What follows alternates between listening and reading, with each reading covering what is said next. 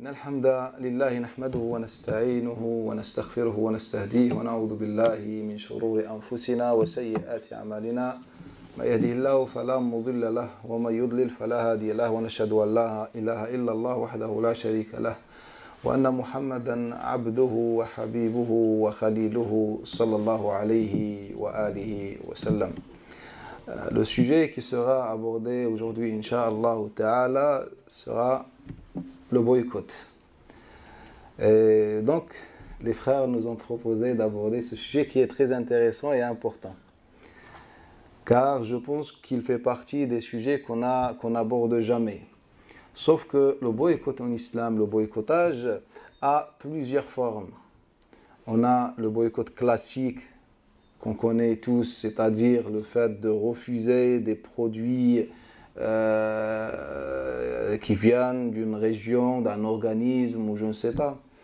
Et puis on a d'autres boycotts, on a un boycott politique, comme on a un boycott aussi intellectuel, on a d'autres sociaux, etc. Mais moi, ce qui m'intéresse aujourd'hui, c'est le boycott intellectuel. Et que je pense que c'est la priorité absolue aujourd'hui. Pour quelle raison? En vérité, si j'essaie de donner une définition par rapport à ce boycott dont je parle, en vérité, c'est un boycott qui concerne tout ce qui peut toucher les sources islamiques. Les sources islamiques, c'est-à-dire, c'est d'avoir une indépendance de comprendre les textes islamiques, le Coran et Sunna, et ne pas importer d'autres références extérieures au Coran et Sunna, ou bien extérieures en dehors du Coran et de Sunna, pour comprendre nos propres sources. Mais vous allez me dire peut-être que c'est un sujet qui est très peu utile, car c'est logique. Chaque religion comprend, ou bien chaque religieux comprend sa religion selon sa perception et sa vision, c'est-à-dire que normalement on est musulman, normalement pour comprendre le Coran al-Karim, on n'a qu'à lire le Coran al-Karim. Bien sûr, il y a des outils qui permettent encore mieux de comprendre le Coran al-Karim, ce qu'on appelle les sciences islamiques. Et donc, on n'a pas besoin d'importer des outils extérieurs ou des références extérieures. Mais malheureusement, c'est que ça, ce que je viens de dire, que c'est une logique pour les autres. Mais 14 siècles plus tard, les musulmans ne sont pas encore sortis de cette problématique. C'est que jusqu'aujourd'hui, on n'a pas essayé de comprendre le Coran al-Karim et de Sunna nous-mêmes. On était obligé de passer par les anciens écrits, ce qu'on appelle l'Israéliyat, pour comprendre nos sources islamiques.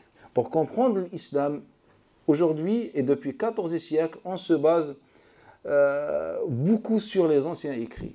Alors que le Nabi sallallahu alayhi wa sallam, dès son arrivée à Médine, il a boycotté toutes les sources importées.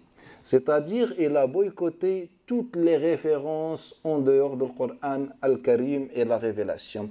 Il a interdit strictement qu'on utilise une autre référence, une référence extérieure pour comprendre le Coran al-Karim. Et c'est ça ce que je veux dire par le boycott intellectuel qui nous touche aujourd'hui. Sinon, être ouvert et de profiter des expériences, des sciences profanes des autres, etc., cela est obligatoire en islam. Car le prophète l'a déjà appliqué et le Coran al-Karim, il est bien existant. Mais le sens que je veux aborder aujourd'hui, c'est le sens qui touche les sources islamiques. Pour quelle raison? Car Allah Ta'ala nous a donné le Coran al-Karim. Et le Coran al-Karim est suffisant pour nous. Et c'est ce que Allah Ta'ala dit dans Surat Al-Ankabut. Awalam yakfihim anna anzalna alayka.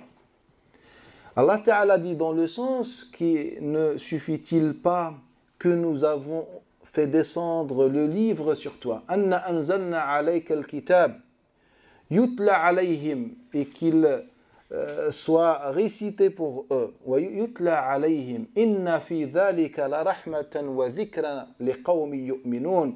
Dans ceci, c'est-à-dire dans ce Coran al-Karim, il y a une miséricorde et un rappel pour ceux qui croient. C'est-à-dire, avec le Coran al-Karim, on a une totale suffisance. C'est-à-dire, on n'a pas besoin pour qu'on soit guidé à une référence autre que le Coran al-Karim et la Sunna du Nabi sallallahu alayhi wa sallam. Et c'est pour cette raison que j'ai voulu aborder ce sujet qui est très très important, je pense. Et que je pense que dans toute l'histoire, on a juste l'abordé, ou bien juste on a fait des remarques sur ce problème grave, mais sans plus. Nabi sallallahu alayhi wa sallam. La cause de sa descente de ce verset, c'est que Nabi sallallahu alayhi wa sallam était avec les compagnons un jour, dans ce que rapporte l'imam Ad-Darmi d'après Sufyan ibn Uyayna, d'après Amr ibn Dinar, d'après Yahya ibn Ja'da. Que Nabi sallallahu alayhi wa sallam était assis parmi les compagnons. Lorsqu'un homme arrive avec un manuscrit de la Torah, et là, un Nabi sallallahu alayhi wa sallam, lorsqu'il le voit et il lui dit ce qu'il a entre ses mains, il lui dit كفى حمقا وضلالة بقوم عدلوا أو بقوم رغبوا عن نبيهم لنبي أو عن نبيهم لنبي غيرهم وعن كتابهم لكتاب غيرهم. C'est-à-dire, il suffit des gens comme égarement de se référer à un prophète qui n'est pas le leur et un livre qui n'est pas le leur. C'est-à-dire que cet homme, lorsqu'il vient vers le Nabi sallallahu alayhi wa sallam, et en apportant dans ses propres mains un manuscrit d'un ancien, de la Torah, l'Ancien Testament, la Torah, et il le présente au prophète sallallahu alayhi wa sallam. Là, le prophète sallallahu alayhi wa sallam considère cela comme un égarement manifeste. Et il nous dit comment quelqu'un, c'est-à-dire il n'y a que l'idiot, car la deuxième version utilise le mot idiot, bien imbécile, il n'y a que l'idiot qui délaisse son messager pour se référer à un autre messager. Ou bien il délaisse son livre pour un autre livre. Et donc c'est pour ça que Nabi sallallahu alayhi wa sallam, dès les premiers jours, a boycotté toutes les références importantes. Et ça, c'est importé. Et ça, c'est un sujet qui est très important. Et un jour, c'est Omar ibn Khattab qui va vivre cela. Dans ce que rapporte l'imam Ahmed ibn Hanbal, ibn Abdul Bar al-Darmi, ibn Khuzayma et les autres, tous se rapportent d'après Amir ibn Shurahil al-Sha'bi, d'après Abdullah ibn Thabit, d'après Omar ibn al-Khattab. Anna Omar ibn al-Khattab est venu voir un Nabi, et dans sa main une version, un manuscrit de l'Ancien Testament, bien de la Bible. Et là, un Nabi sallallahu alayhi wa sallam lui a dit Amutahawwikuna antum ya Omar. Amutahawwikuna, il vient du mot al-hawku. Et al-hawku, c'est al-humqu. Et quand on dit hawwaka, on rajoute al-hamza, ça veut dire en soi, il n'est pas ahmaq, il n'est pas imbécile, mais il a des doutes. Donc, le sens du hadith, lorsque le Nabi dit Amutahawwikuna antum ya Omar, êtes-vous dans le doute, ô Omar? Il parle aux compagnons. Profite le Nabi sallallahu alayhi wa sallam de l'occasion pour s'adresser aux compagnons. Êtes-vous dans le doute, ya Omar, ô Omar? Regardez un Nabi sallallahu alayhi wa sallam, ce que le prophète sallallahu alayhi wa sallam va dire juste après. قال لا تسألوهم عن شيء فإن موسى لو كان حيا لما وسعه إلا أن يتبعني. Il a dit ne demandez rien aux gens du livre. C'est-à-dire Allah Ta'ala vous a fait descendre le Coran al-Karim, donc vous avez plus besoin des autres références. Et donc, ce qu'on a délaissé. Mais malheureusement, le Nabi sallallahu alayhi wa sallam nous a informé que à la fin des temps, on va tomber dans cette erreur. Dans le hadith que rapporte l'imam al-Hakim, authentifié par Dhahabi ibn Hajar et d'autres, al-Hafid al-Iraqi, d'après Amr ibn Qays al-Kindi, d'après Abdullah ibn Amr ibn al-As, أن النبي صلى الله عليه وآله وسلم قال من اقتراب الزمان. من اقتراب الزمان, c'est-à-dire parmi les signes qui indiquent l'approche du jugement dernier ou l'heure, min iqtirabi az-zaman, an turfa'a al-ashrar. C'est quand on va élever ceux qui ne méritent pas. Wa tuda' al-akhyar, et on rabaisse par contre ceux qui méritent, les savants, etc., qui ont les sages de chaque génération. Wa tuda' al-ashrar. Wa yuftahu al-qawl, et la parole sera ouverte. Aujourd'hui, toute personne qui connaît à peine le din, on l'appelle cheikh et il laisse pousser une barbe et il devient la référence de la Ummah de l'Islam. C'est une vérité. Par contre, on pratique, on adore beaucoup moins. C'est-à-dire il n'y aura plus d'adoration à la fin des temps. Il n'y aura que des paroles et que des khutaba, comme dans le hadith de Abdullah ibn Abbas, Abdullah ibn Mas'ud mawqoufa. Bref, donc, يفتح القول ويخزن العمل وتقرأ المثنات ولا يكون فيهم أحد ينكرها. Et ce jour-là, le mathnat sera étudié, récité, lu.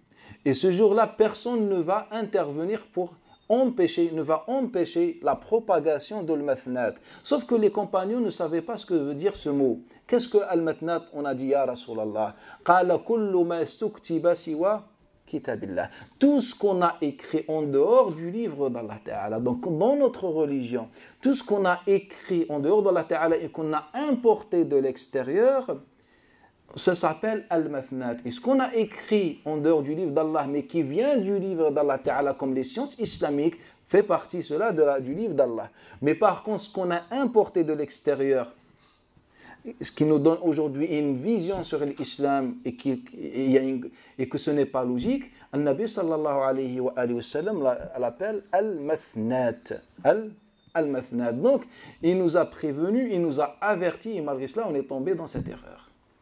Et les compagnons avaient déjà compris. Omar ibn Khattab, c'est lui qui a ramené ce manuscrit. On a d'autres exemples de Hafsa, etc. Les exemples sont très répandus. Car qu'on va voir, peut-être on va ouvrir une parenthèse, on va voir que les compagnons, bien la société prophétique au début de l'islam, pendant les premières années à Médine, était beaucoup influencée par l'idéologie et les idées juives. Ça, on va le voir. Donc, dans ces exemples, on voit bien que des compagnons venaient avec des manuscrits. Si on prend l'exemple de Omar ibn Khattab va changer après avoir entendu cette parole de Nabi sallallahu alayhi wa sallam, l'interdiction de prendre chez les gens du livre. Quelques années plus tard, lorsqu'il apprend que Ka'b al-Ahbar, qui est très connu surtout dans nos réformes islamiques malheureusement, lorsqu'il apprend que Ka'b al-Ahbar propage les récits des anciens écrits, il va le convoquer. Dans ce que rapporte l'imam Ar-Rama Hurmuzi, l'un des fondateurs de la science du hadith, d'après Abdurrahman ibn Abi Zinad, d'après Muhammad ibn Yusuf, Mawla Uthmana, d'après Sa'ib ibn Yazid. Il y a une autre chaîne de transmission que rapporte Abu Zur'a al-Razi, le grand savant du hadith, dans ses chroniques d'après Ismaïl ibn Ubaydillah ibn Abi al-Muhajir, d'après Sa'id ibn Yazid. Sa'id ibn Yazid est un compagnon. Il nous dit que Omar ibn Khattab un jour a convoqué à Ka'b al-Ahbar, il lui a dit Ma hadhihi al-ahadithu allati tuhaddith. Pourquoi tu rapportes ces hadiths? Les hadiths ici, c'est-à-dire les récits, car ce n'est pas un muhaddith, lui. Il était connu par les récits qui venaient des anciens écrits.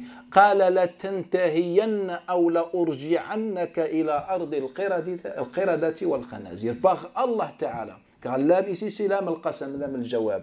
Par Allah Ta'ala, soit tu arrêtes ce que tu es en train de propager, soit je te renvoie dans la terre juive. C'est-à-dire, je te renvoie chez toi.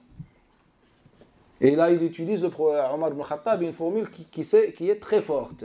Donc, Omar ibn Khattab était ferme dans ce côté-là. Et Abdullah ibn Abbas s'interrogeait dans ce que rapporte l'imam al-Bukhari d'après Zuhri, d'après Ubaydillah ibn Abdullah ibn Utba ibn Mas'ud, d'après Ibn Abbas.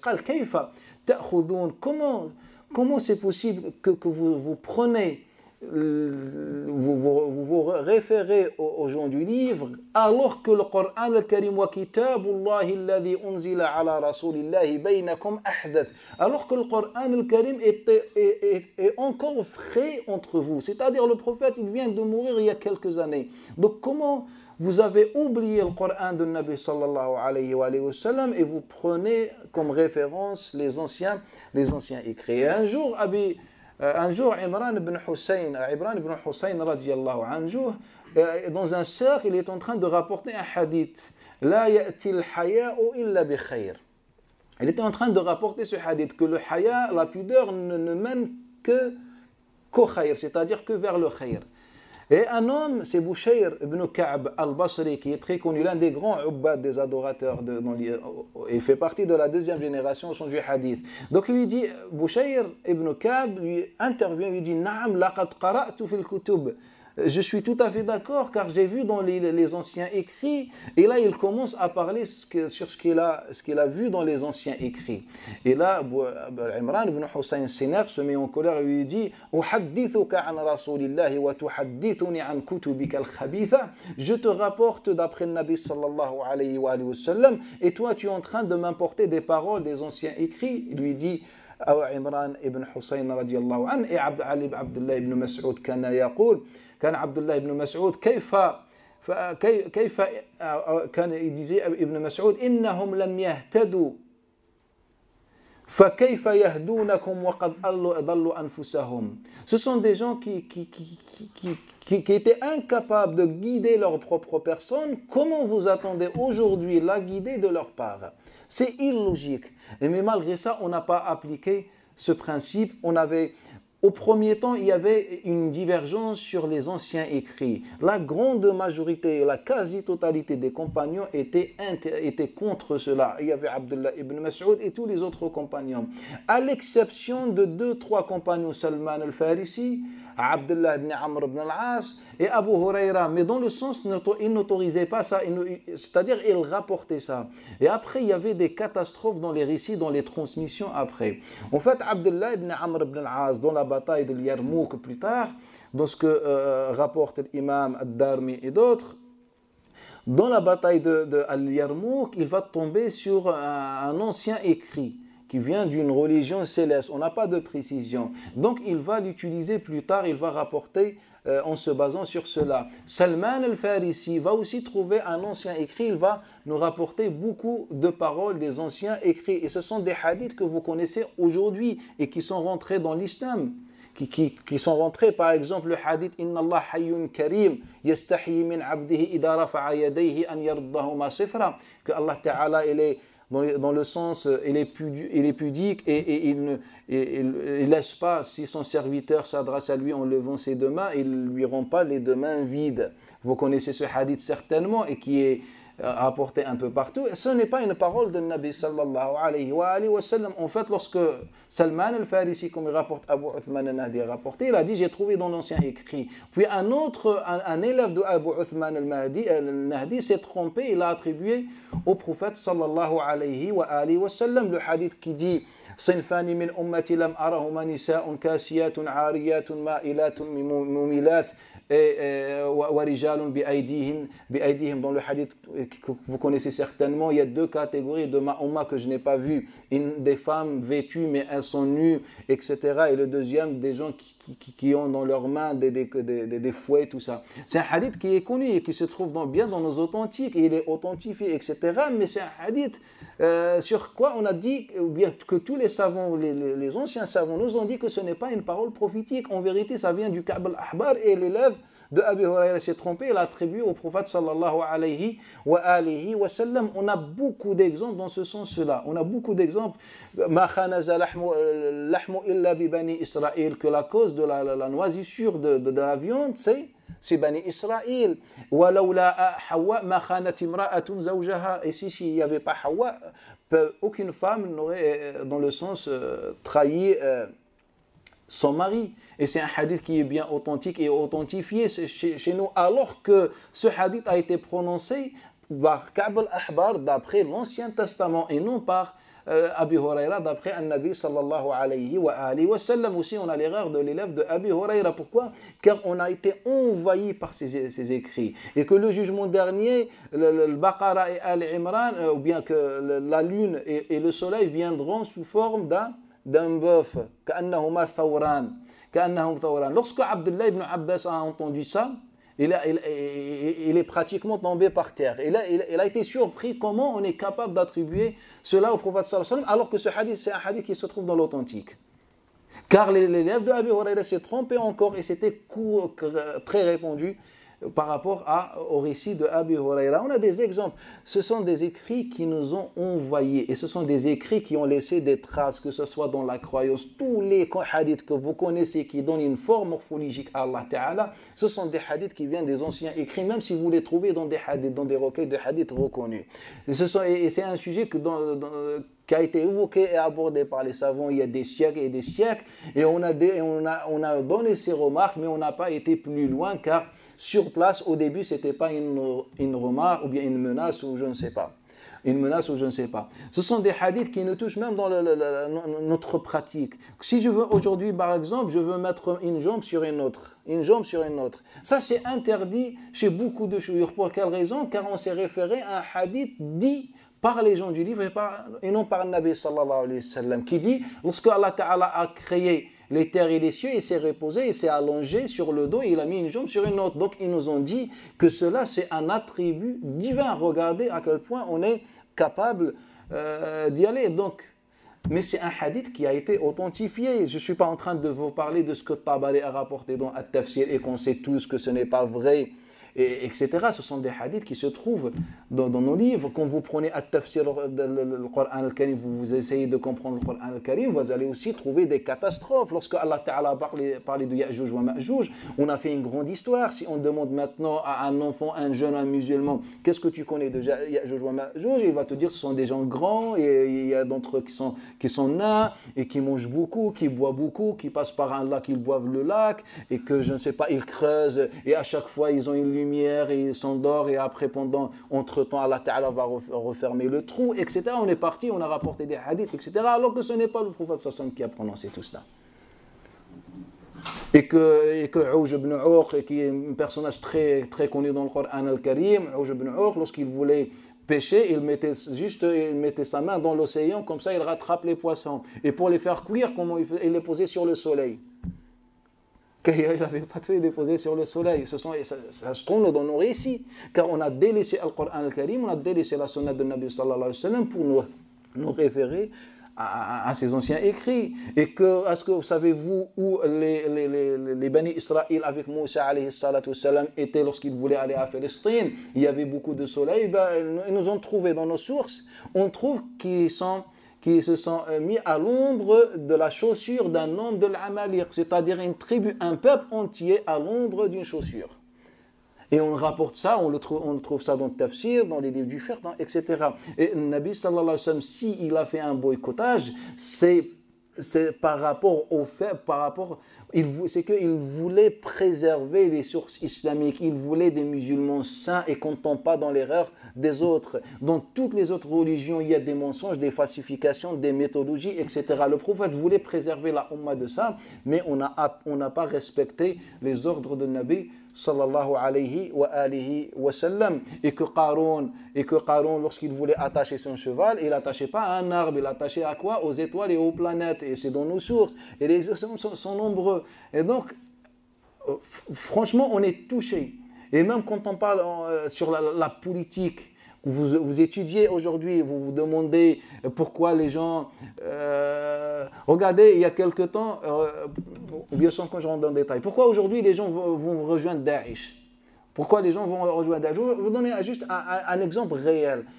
Dans l'époque d'Al-Qaïda, lorsqu'il y avait Al-Qaïda, on a constaté que ce sont des gens qui sont instruits légèrement, qui essayent de se poser des questions et d'apprendre quelque chose. Et ça, c'est connu et c'est notoire.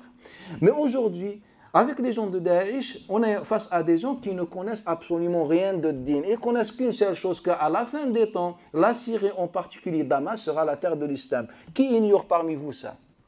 Tous les musulmans savent aujourd'hui, et ils pensent savoir, que la terre islamique à la fin, c'est Damas. Et que Isa alayhi salatu wassalam va descendre à Damas, dans la région de Ghouta, précisément sur la mosquée de Bani Umayya, etc. Et on vous a inventé ce hadith, on vous a manipulé avec ces hadiths politiques qui ont été prononcés par les gens du livre. Vous allez voir, vous allez me dire comment ça se fait. Moi, je vais vous dire quelque chose qui c'est beaucoup plus compliqué que ça. Par exemple, parlez-moi de Najd. J'ai fait dans plusieurs interventions, j'ai parlé de Najd et j'ai démontré, en me basant sur des hadiths de Nabi sallallahu alayhi wa sallam uniquement, que Najd se trouve dans l'est de l'Arabie Saoudite et ce n'est pas Najd de l'Irak. Et que Nabi sallallahu alayhi wa sallam a dit ça, c'est par rapport à Tamim et que de la descendance de Tamim, il y aura beaucoup de problèmes. Et on a vécu avec le Khawarij et on a vécu avec eux sous une autre forme, avec une autre appellation aujourd'hui. Mais après, si vous ouvrez l'authentique, vous allez trouver une parole attribuée au prophète sallallahu alayhi wa sallam que le prophète soi-disant a dit que Bani Tamim, les Bani Tamim combattront Ad-Dajjal à la fin des temps. Et je pense que ceux d'entre vous qui ont étudié un petit peu la question, ils vont trouver ce hadith. Par Allah, c'est un hadith qui est dit par Ka'b al-Ahbar d'après les anciens écrits. Il le rapporte, il le dit Daraqutni, il le rapporte l'imam Ibn Abi Shayba avec la chaîne de transmission la plus authentique que celle de l'authentique. Et il nous dit que c'est Ka'b al-Ahbar et c'est Ka'b al-Ahbar l'a prononcé. Et puis un élève à Abu Huraira, car Abu Huraira, lorsqu'il rapportait parfois le hadith, ne précise pas des fois, quand des fois on est pris par la parole, on ne précise pas certains détails. Il y avait des élèves qui se sont trompés. Et sans qu'on rentre dans le détail, dans ça, c'est comme ce que rapporte l'imam Ibn Khuzayma d'après Abi Salama ibn Abdurrahman. Un jour, il a entendu Abu Huraira dire une parole, il lui a dit « Asami'tahu min Rasulillah » Est-ce que tu as entendu cette parole de Nabi sallallahu alayhi wa sallam? Et Abu Huraira dit, en fait, j'ai dit au début que c'était Ka'b al-Ahbar et non le prophète sallallahu alayhi wa sallam. Donc il se prononce dans la parole, les gens ils vont être désorientés, ils vont penser que c'était un Nabi sallallahu alayhi wa sallam. Et dans les cercles, on a n'importe qui vient assister, il y avait ces erreurs comme ça. Donc, même quand on parle de la politique, aujourd'hui, pourquoi Daesh a plus en plus de force, de puissance, de fidèles? Tout simplement, on leur dit parce que Allah a dit, ni le prophète sallallahu, on leur dit tout simplement que si vous voulez être avec le Mahdi, si vous voulez être avec Isa alayhi salatu wassalam, si vous voulez combattre Ad-Dajjal un jour, si vous voulez que vous êtes avec la Ta'ifa al-Mansoura, la tendance ou le groupe sauvé, venez avec nous. Voilà ce que le Nabi sallallahu alayhi wa sallam a dit sur Al-Sham. Alors que ce sont des hadiths inventés, sans qu'on rentre dans les détails. Et ça, c'est sans qu'on rentre dans le détail. Ils nous ont touchés partout. Ces anciens écrits nous ont inventé des mythologies. Aujourd'hui, le musulman est plus rationnel.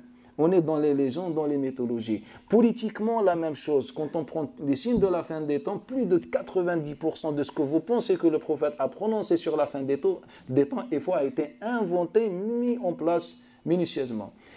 Dans la jurisprudence islamique, on a beaucoup d'adoration. Par exemple, à un moment, quelqu'un vient me poser une question. Moi, je veux faire un sport de combat, mais j'ai appris que c'est interdit de frapper au visage, même dans le sport.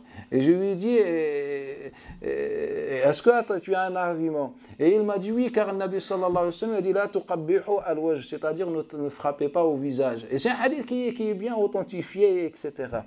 Et alors que c'est un hadith qui vient du genre de livre. Ce n'est pas le prophète sallallahu alayhi wa sallam qui l'a prononcé, ce sont les gens du livre qui l'ont prononcé, qui se trouvent dans les anciens écrits. Et c'est un hadith qui est commencé par la parole Khalaqallahu Adama ala surati Rahman. Allah a créé Adam à son image. Pourquoi? Car on attribue au prophète qu'il est passé un jour près de quelqu'un au marché et que c'est quelqu'un il a frappé devant lui un autre sur son visage, et donc le Nabi il a prononcé ça alors que le Nabi sallallahu alayhi wa sallam n'a jamais prononcé ça. Quand vous parlez même parfois, même dans des sujets aussi de la spiritualité, on trouve ce risque et ce problème. Par exemple, nous, chez certains musulmans, ils parlent beaucoup de l'abdal, de l'qutb, ce sont les saints, ou les saints l'ont condamné l'qutb, l'abdal, etc.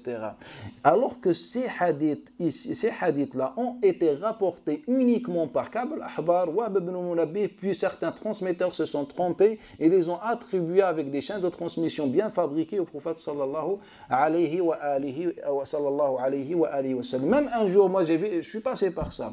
Dans le hadith, dans ce qu'on appelle le hadith al-musalsal. Le hadith al-musalsal, c'est un hadith avec enchaînement, c'est-à-dire qu'il est rapporté de la même manière. Mon cheikh m'a dit, ma sœur et la main, il m'a dit, mon cheikh son cheikh lui a serré la main, son cheikh lui a serré la main, on remonte dans la chaîne de transmission, Abu Rafi' m'a serré la main, Abu Rafi' dit le prophète m'a serré la main et il m'a dit Inna Allah khalaqa turba yawm al-sabti, etc. wal jibal yawm al-ahad.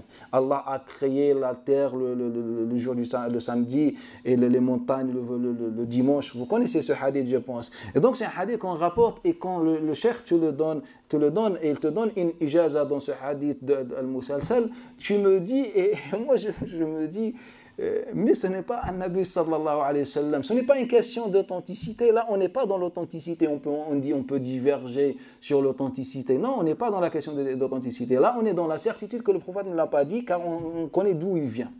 Et donc, quand le cheikh vient te faire l'ijaza, qu'est-ce que tu vas faire? Comment tu vas réagir? Par respect, barakallahu fik, cheikh, barakallahu fik, pour ce ijaza de ce hadith al-musalsal. On s'appelle hadith musalsal bit-tashbiq wal-musafaha. Et donc, ça nous touche partout. Ça, c'est la première chose. La deuxième chose, que le boycottage que le prophète sallam a fait, même, il a fait d'une autre manière et d'une autre façon. Lorsque le Nabi sallam est arrivé à Médine, il a trouvé une société influencée par les gens du livre. Et même après l'islam, après la conversion des musulmans au début de la période médinoise, ce problème existait toujours. Un jour, le Nabi sallallahu alayhi wa sallam, on lui pose une question sur la femme et les menstrues. Qu'est-ce qu'elle doit faire? Comment est-ce qu'elle peut faire un rapport, etc. Donc Allah Ta'ala fait descendre le verset Yas'alunaka 'anil mahid. On t'interroge sur le mahid. Et là, le verset, et puis le Nabi sallallahu alayhi wa sallam, à la fin du verset, il dit If'alu kull shay illa al-jima'. Faites tout ce que vous voulez sauf le rapport intime. Et là, Usayd ibn Hudayr se lève avec Bishr ibn Abbad, les deux compagnons, et ils lui disent mais Ya Rasulallah, les Juifs disent autre chose. Donc Allah Ta'ala te dit, le prophète sallam te dit, et toi tu viens dire mais les Juifs disent autre chose. Donc il y avait une certaine influence au début de l'islam. Un jour, le Nabi sallam sort et il trouve environ 40 compagnons, dont Anas ibn Malik, dont Wathila, dont Abu Darda, dont Thawban ibn Yajdud, etc. Et il les trouve face à un groupe juif et ce groupe juif en train de leur enseigner le destin en islam. Qu'est-ce que le destin? Et donc on avait un cheikh juif qui enseigne aux musulmans au début de l'islam le destin, al-qada ou al-qadar, etc. فقال النبي صلى الله عليه وسلم ما, c'est-à-dire arrêtez ce que vous faites. ما هلك الذين من قبلكم إلا بهذا. La cause de l'égarement des gens d'avant, c'est ceci, c'est-à-dire ce que vous êtes en train de faire, vous êtes en train d'importer des choses, des visions. Et donc, An-Nabi sallallahu alayhi wa sallam, en constatant cette réalité, il a essayé de faire un boycottage social pour préserver la personnalité musulmane. Il nous faut un musulman imposant, qui a une décision, qui a une personnalité. On ne veut pas un musulman comme aujourd'hui, un musulman transparent qui n'a aucune décision, c'est l'existant, qu'il est existant, il est dans le néant, il n'y a pas grande différence. Donc le Nabi sallallahu alayhi wa sallam, il commence de faire une forme de boycottage. Il va nous dire par exemple, jusqu'à ce que les Juifs dans le hadith de Muslim, d'après Hamad, d'après Thabit, d'après Anas, vont le reconnaître. Ils disent « Ma yuridu hadha ar-rajulu an yatruka shay'an illa khalafana fi » c'est dans le sens que cet homme, les Juifs disent sur le prophète, cet homme, il cherche à faire différemment que nous dans toutes choses. Donc même eux, ils ont compris une certaine vérité. Et nous, on n'arrive pas à comprendre la vérité de Coran et de Sunna de Nabi sallallahu alayhi wa sallam. Donc le Nabi va commencer à préserver maintenant la personnalité musulmane. Il va nous dire par exemple dans le hadith de Abu Abdurrahman Sunabihi La tazal ummati bi khair ma lam yantadhiru bi ma lam yuakhiru al-ghurub, c'est-à-dire l'iftar dans le Ramadan, il a ishtibak nujum, que le khayr restera dans ma umma tant que ma umma ne retarde pas le maghrib, c'est-à-dire la rupture du jeûne, à l'apparition des étoiles. Quel est le rapport entre le khayr de la umma et le fait de retarder la rupture de quelques minutes?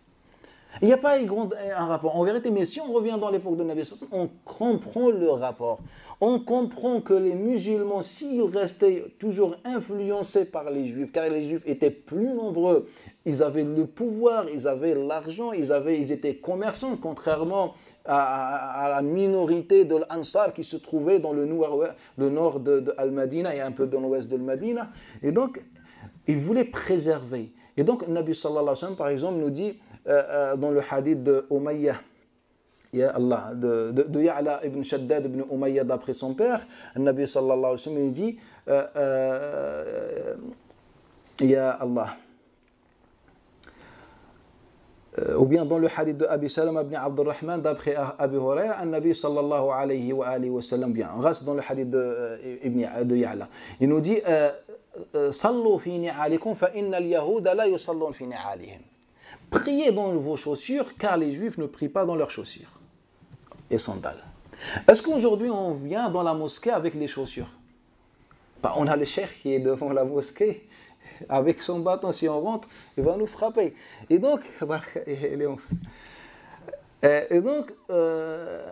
est-ce qu'aujourd'hui les musulmans appliquent cela? Même les savants musulmans ont cessé de répondre, de rapporter et d'insister sur ce hadith. Pour quelle raison? Car ils ont compris que ce n'est pas un hadith qu'on attend de lui une adoration, c'est un hadith plus politique qu'autre chose. Et le hadith de Abi Salama d'après Abu Huraira qui se trouve dans l'authentique, Nabi sallallahu alayhi wa sallam, il dit Inna al-yahuda la yasburun fasafir wa hammiru. Les yahoud, les juifs ne mettent pas de teinture.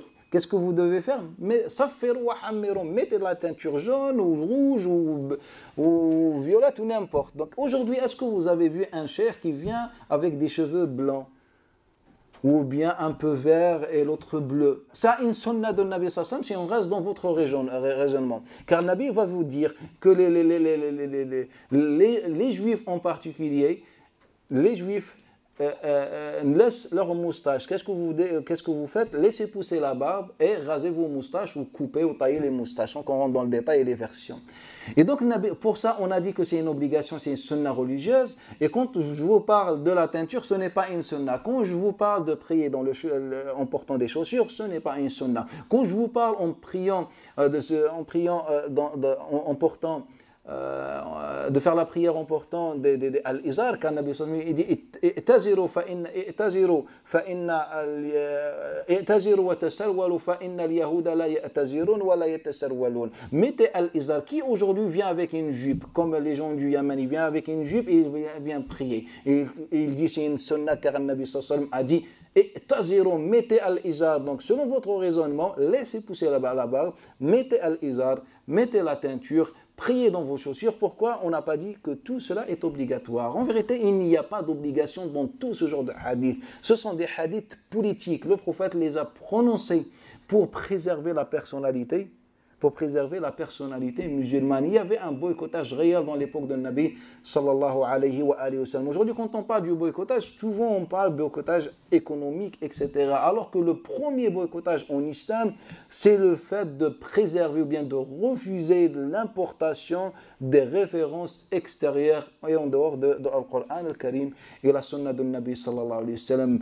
De nombreux hadiths que vous connaissez, de nombreuses versions de récits, etc. L'histoire de Harut wa Marut dans le Coran al-Karim, dans Surat al-Baqarah, ce sont deux anges qu'Allah Ta'ala fait descendre sur terre et que ils se sont opposés à Allah Ta'ala, ils ont dit Ya Allah, pourquoi tu vas créer Adam alors qu'on est meilleur que Adam, etc. Et puis Allah Ta'ala voulait les mettre en épreuve, ils sont descendus sur terre et puis ils ont bu de l'alcool, deux anges, ils ont bu de l'alcool, ils étaient ivres, ils ont rencontré une femme, ils ont eu avec elle un enfant, etc.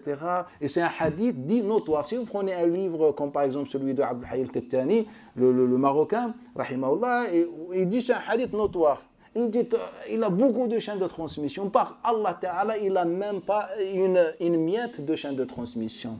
Il est attribué à Abdullah ibn Omar. Et Abdullah ibn Omar, déjà le Bayhaqi nous le dit, il l'a rapporté d'après Ka'b al-Ahbar. Il nous a dit, Abdullah ibn Omar, voilà ce que Ka'b al-Ahbar dit. Donc, il n'était même pas d'accord. Il a dit juste, voilà ce que Ka'b al-Ahbar raconte d'après les gens du livre, ou les anciens écrits, et nous on a fait de lui un hadith notoire qui se trouve dans les livres notoires, et on a délaissé les hadiths notoires, les hadiths répétés par un Nabi sallallahu alayhi wa sallam et qui sont fondamentaux en islam. Et on a pris l'histoire de ces deux anges qui se trouvent, et cette histoire se trouve dans beaucoup de recueils musulmans, et qui nous dit que deux anges sont descendus, ils ont bu de l'alcool tout simplement, et la vie est belle, et c'est ça l'histoire, deux anges.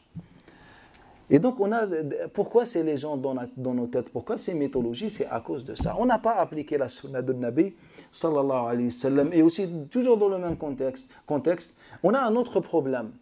C'est l'importation des terminologies ou bien des concepts de l'extérieur. Aujourd'hui, un cher musulman, lorsqu'il veut donner une fatwa, il ne fait absolument aucun effort. Je vous donne juste un exemple entre nous. Parlez-moi de riba. Qu'est-ce que un riba? En vérité, tous les chouïrs que je connais sur Terre, aujourd'hui je ne connais pas sur Terre, tous qu'est-ce qu'ils ont fait? Ils ont fait la même chose. Que monsieur ou bien madame la banque occidentale a appelé, et elle est libre, a appelé cette opération un prêt. Est-ce que cette opération engendre un intérêt? On est d'accord, ils sont libres, ils peuvent appeler même ça un âne. Ce n'est pas notre problème. C'est que nos chouïrs musulmans, malheureusement, ils étaient contents, ils ont trouvé, vu que la banque appelle ça un prêt, c'est un prêt. Et vu qu'il y a un intérêt, donc c'est un riba, et riba c'est haram. Donc c'est ça l'effort de nos mujtahidines et les savants de l'islam, malheureusement. On n'a jamais essayé de donner la vision islamique sur les choses et ce problème s'applique sur tout. S'applique surtout, prenez les termes, surtout les termes actuels qui concernent le monde moderne. Toujours on a le même problème, il n'y a aucun effort, aucune volonté d'essayer de déterminer, de donner une définition islamique des choses. D'abord on détermine la chose et puis on prononce un jugement. Nous on n'a même pas déterminé, on s'est contenté de ce que les autres ont dit. Par exemple, dans l'exemple de riba, ils ont dit que c'est un prêt avec intérêt. Ce que la banque dit, l'appellation technique de ça. Et donc, qu'est-ce qu'on dit? Nous, la conclusion, vu que c'est un intérêt et un prêt, un intérêt, donc ça s'appelle en islam un riba. C'est comme si je vous prends ce micro et je dis, regardez, c'est une bouteille d'alcool. Qu'est-ce que vous allez faire? Vous allez le casser maintenant et le jeter. Car vous n'avez pas essayé de réfléchir ni de savoir si j'ai raison ou pas. Donc moi juste j'ai appelé ça une bouteille d'alcool et donc vous allez jeter ça et vous dire que c'est haram. Et donc la banque l'a appelé intérêt avec prêt, tout ça. Et donc on a dit, on n'a jamais essayé de chercher si c'est vraiment un prêt. Sachant que le prêt est bien défini en islam, avec ses conditions. Et donc est-ce que c'est un prêt? Et est-ce que ce que vient derrière, on l'appelle un intérêt ou comment on l'appelle en islam? Donc d'abord, il fallait qu'on détermine la chose et puis on se prononce, on dit que c'est haram ou c'est interdit ou ça s'appelle riba ou ça s'appelle pas un riba. Donc nous, on n'a rien fait et on a juste pris ce que les autres ont dit et on a prononcé les choses. Donc on est envahi même dans nos concepts, on est envahi par les autres. On n'a jamais essayé d'avoir une indépendance intellectuelle. Et je pense que le moment est venu de faire un boycottage réel, un boycottage intellectuel. Il faut qu'on préserve les sources islamiques, il faut qu'on préserve la pensée islamique, il faut qu'on préserve la personnalité islamique. Moi, je ne comprends pas pourquoi jusqu'aujourd'hui des gens nous disent « Ah, il faut pousser la barbe ». Subhanallah, qu'Allah Ta'ala te guide, on dirait qu'il n'a jamais étudié. Allah a prononcé ça politiquement dans un contexte politique, ce n'est pas religieux. Ce n'est pas religieux. C'est comme par exemple, aujourd'hui on veut faire une bataille. Imaginez, on est dans un conflit et nous, on veut faire une bataille. Et qu'est-ce qu'on va faire? On va creuser Al-Khandaq, les tranchées qu'on a creusées dans le nord de Medina. Et je vais dire au monsieur, voilà, mais pourquoi vous creusez? Il nous dit c'est Sunnah. Car le prophète a creusé Al-Khandaq. Donc on est devenu comme ça, subhanallah. Voilà, on est devenu comme ça. C'est quoi un peu... on connaît ça, c'est bon, on a perdu le sens de réflexe et la réflexion. Donc, il faut qu'on arrive à préserver. Si Nabi sallallahu alayhi wa sallam insiste sur ces choses, maintenant la question que je dois me poser en tant qu'un musulman rationnel qui connaît un peu de sa religion, je dois me dire quelles sont les choses qui touchent à la personnalité musulmane. Comme ça, je travaille sur ce point. Comment je peux préserver la personnalité musulmane? Comment j'établis une personnalité musulmane qui décide et qui participe, qui apporte aux autres ce qui est positif. C'est ça la question importante aujourd'hui. Et c'est ça l'application de Sunna de Nabi sallallahu alayhi wa sallam. C'est comme dans l'époque de Aïcha radiallahu anha, dans le hadith de Abi Tufail Amir ibn Wathila. Les gens commençaient à descendre après Arafat de Al-Batha, un petit chemin, je pense qu'on l'a vu lorsqu'on a parlé de la carte de Medina, bref, de Mecca. Et donc, les gens ils commençaient à se précipiter pour descendre par ce petit chemin. Et donc il y avait des gens qui tombaient et tout. Et là, Aïcha leur a dit, mais pourquoi? Ils ont dit, Nazala Rasulullah sallallahu alayhi wa sallam min al-abtah, donc fait riwaya min al-batha. Que le prophète sallallahu alayhi wa sallam est descendu le jour de son pèlerinage par cela. Qalat innama nazala yuyassir an-nas. Il est descendu pour faciliter. Bah, autrefois, on était quelques dizaines, quelques centaines. Mais aujourd'hui, vous êtes des centaines de milliers. Donc, comment vous me dites que c'est une sunna? Donc, elle leur a dit, en fait, le prophète est descendu par ce petit chemin pour faciliter. Walaysat bi sunna. Et ce n'est pas une sunna. Donc, la sunna, qu'est-ce que la sunna? La sunna, c'est le fait d'appliquer une parole de Nabi sallallahu alayhi wa sallam avec l'objectif voulu d'elle. Mais appliquer une parole sans comprendre le contexte ni l'objectif, ce n'est pas une sunna. Ça s'appelle la non-application de la sunna de Nabi sallallahu alayhi wa sallam. Et je pense que le sujet aujourd'hui le plus fondamental déjà, car on a un problème déjà religieux interne. Ce problème concerne l'islam. Qu'est-ce que l'islam? Est-ce que l'islam, c'est l'islam de Muhammad sallallahu alayhi wa sallam ou l'islam selon la référence étrangère à l'islam? Donc je pense que la priorité aujourd'hui, il faut qu'on arrive à faire un boycottage réel pour préserver nos sources islamiques, pour préserver la personnalité islamique, pour préserver la pensée islamique. Et j'arrête ici, Inch'Allah, si vous avez des questions.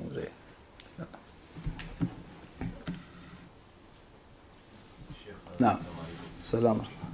D'accord, faire du boycott, mais comment on va faire la différence, nous? Parce que nous, malheureusement, on ne sait pas. Vous avez la science comme de là, mais nous, personnellement, comme aujourd'hui, tu nous as dit pas mal de choses que nous, on croyait alors qu'ils sont fausses.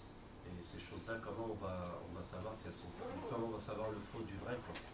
Wallahi barakallahu fik pour la question. En vérité, ce que je suis en train de faire, c'est ce que Allah Ta'ala a fait aux musulmans à Mecca, dans le sens que lorsqu'on prend par exemple Surat al-Muzammil, Allah Ta'ala dit aux musulmans aqimus salat wa atuz zakat wa aqridullaha qardan hasana, accomplissez la prière, zakat, etc. Alors qu'on était au début de l'islam, il n'y avait ni prière ni az-zakat. La prière qu'on connaît aujourd'hui n'existait pas. Il n'y avait pas az-zakat, mais c'est une préparation psychologique aux musulmans. Qu'aujourd'hui, il faut qu'on pense. Le jour de l'immigration, Abu Bakr al-Siddiq, dans le hadith de Sufyan, d'après Amr ibn Dinar, d'après Ikrima, d'après Ibn Abbas, qu'est-ce que Abu Bakr al-Siddiq a dit? Il a dit, lorsque Allah Ta'ala fait descendre le verset de Surat al-Hajj, j'ai su qu'il y aura une bataille ou bien une guerre contre les non-musulmans. Allah Ta'ala prépare les gens intellectuellement. Lorsque Allah Ta'ala fait descendre Surat Idha Ja'a Nasrullahi wal Fath, les compagnons ont compris que le prophète sallallahu alayhi wa sallam est proche de la mort. Lorsqu'Allah Ta'ala fait descendre ce verset, comme selon le témoignage d'Ibn Abbas et d'autres, lorsqu'Allah Ta'ala fait descendre aussi le verset Al-Yawm akmaltu lakum dinakum, ce jour-là j'ai clôturé, j'ai terminé votre religion, j'ai accompli votre religion. Donc, qu'est-ce qu'on attend de celui qui a terminé sa religion et lui c'est un messager? On attend de lui qu'il revienne voir Allah Ta'ala. Et donc, le prophète ne peut pas résister loin d'Allah Ta'ala, donc il faut qu'il revienne, il a accompli sa mission. Donc lorsqu'Allah Ta'ala a fait descendre ce verset, les compagnons ont compris que le Nabi sallallahu alayhi wa sallam va mourir en très peu de temps. Et donc, qu'est-ce qu'on est en train de faire? En fait, on est en train de nous préparer psychologiquement, bien intellectuellement, et de savoir vraiment le problème. Et si on veut nous engager ou on veut avancer dans le dîn, il faut qu'on soit prudent. Et la deuxième chose, il faut qu'on travaille sur ce point. Et je pense que c'est une priorité absolue. C'est une priorité absolue. Et c'est pour ça, à chaque fois, je vous dis, soyez exigeants. Quand vous entendez une information, ne soyez pas naïfs, etc. Il n'y a personne qui viendra le jugement dernier. Personne, aucun cheikh, aucun savant, aucun musulman, aucun ami, aucun voisin ne viendra le jugement dernier pour prendre tes péchés. Et de dire, Ya Allah, c'est pas grave, c'est un ami à moi, c'est pas grave, moi je vais prendre les péchés, je rentre à l'enfer et lui, bismillah, va au paradis. Ça n'existe pas. Ce jour-là, personne ne va reconnaître ni sa mère, ni son père, ni sa femme, ni son fils, ni rien du tout. Chacun pour son paradis ou pour son enfer. Et donc, soyez exigeants. Si je vous dis quelque chose et c'est une chose erronée, vous serez jugé sur ça. Je serai jugé sur ça. Donc c'est Allah va me juger moi, mais vous aussi. Pourquoi vous avez pas réfléchi? Et qu'est-ce que les gens de l'enfer ont dit? Ou bien diront, si on réfléchissait, si on écoutait, c'est-à-dire attentivement avec réflexion, on ne serait pas aujourd'hui parmi les gens de l'enfer. Est-ce que vous voulez être parmi ces gens-là? qu'Allah Ta'ala nous préserve. Il faut qu'on soit exigeant. Cette science est une religion. C'est notre relation avec Allah Ta'ala. C'est notre relation avec Allah Ta'ala. Il a rappelé, et là je vous la parenthèse par rapport à un hadith qui est très propagé, Ballighu anni wa aya wa hadithu an bani Israël. C'est un hadith qui rejoint la liste longue des hadiths mensongers en islam. Ballighu anni, transmettez d'après moi même un verset, wa hadithu an bani Israël. Est-ce que vous savez combien de compagnons ont rapporté ce hadith? On a plus de 50 compagnons qui ont rapporté les deux débuts de hadith. Et on a quelqu'un, un inconnu, de plusieurs années, qui n'est même pas un compagnon, vient nous rapporter ce rajout, nous rajouter ce rajout. Et donc on est